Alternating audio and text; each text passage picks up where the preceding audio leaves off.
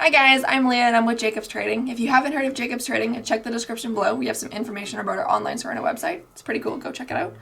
Today I'm going to show you how to construct your very own sun catcher. Some supplies that you're going to need for today's project is some string or nylon cord, your prisms, as well as a couple tools. So you're going to need a pair of pliers and a pair of snips. If you really want to jazz up this project, you can also get some decorative beads, some crimp beads, as well as some jump rings. The first step is to cut your string to your desired length. So when you do this, you're going to want to make sure that you leave a little bit at the ends on both sides just for when we do the loops. So you can just measure out to whatever length you wish. You're going to take your little snips or scissors, and you're just going to cut that thread there, making sure that you leave a little extra. The next step to making this project is to attach the prism itself to your cord. So to do this, you can either just slip the prism on and tie a simple knot, or you can use crimp beads, which is what I'm going to show you how to do here. So to do this, you're going to just take one single crimp bead and you're going to just slip it on to the end of your string here. So just like that. You're then going to take your prism and also slide it onto that string. So you have both the crimp bead here as well as the prism. You're then going to take the end of that cord and you're going to slip it back through that crimp bead. So you're kind of making a little bit of a loop here. So you're gonna just push that on just so that it has both sides of the string going through, and you're gonna have this little loop.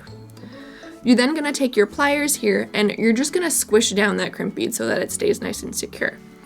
So all I'm gonna do is just grab onto that crimp bead, making sure you leave a little bit of space so that it has some room to dangle, and you're just gonna squish down onto that crimp bead. So as you can see now, it is nice and tight, and it's not gonna go anywhere. If you have a little extra cord there at the end, all you can do is just take a pair of scissors or snips and just cut that excess off so that it looks nice and neat. So if you're just wanting a simple sun catcher, all you're gonna do to finish this off then is to take that other side and do pretty much the exact same thing with a crimp bead or a knot and just create another loop on the other end so that you can hang it from either a ceiling or some kind of hook. But for this project here, I wanna jazz it up a little bit, so I'm gonna add some beads. So to do that, you can get a little creative and you can either fill this entire string up with beads themselves, or if you'd like, you could also do something similar to this one here where you have some floating beads, which is what I'm going to show you how to do. So I'm going to start by just adding some beads straight on to this string here. And I'm going to kind of do a little bit of an alternating pattern. So I'm going to use some opalite and some rose quartz beads that I have. So you're just going to slide those guys down first. So you have something like that. And if you want, you can just keep adding beads, or we're going to do the floating effect here. So to do that, what we're going to now need is another crimp bead.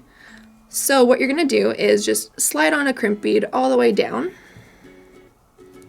And we're going to go up a little bit from where those last beads leave off. So I'm going to leave about like an inch or two. But you can do whatever you like.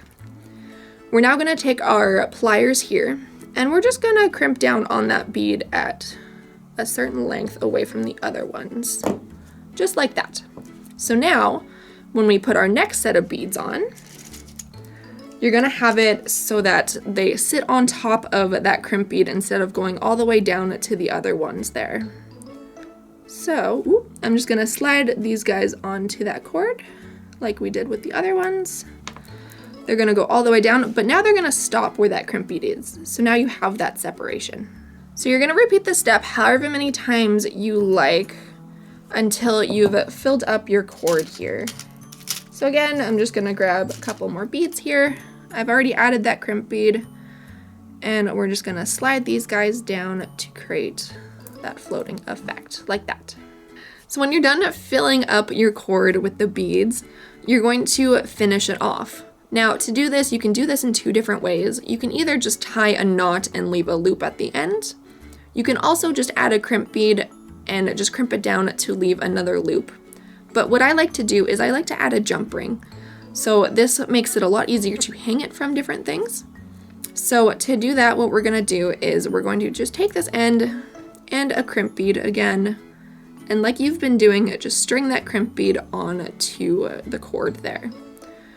We're then going to take the jump ring and add it also to that string, similar to what we did at the very start when adding that crystal.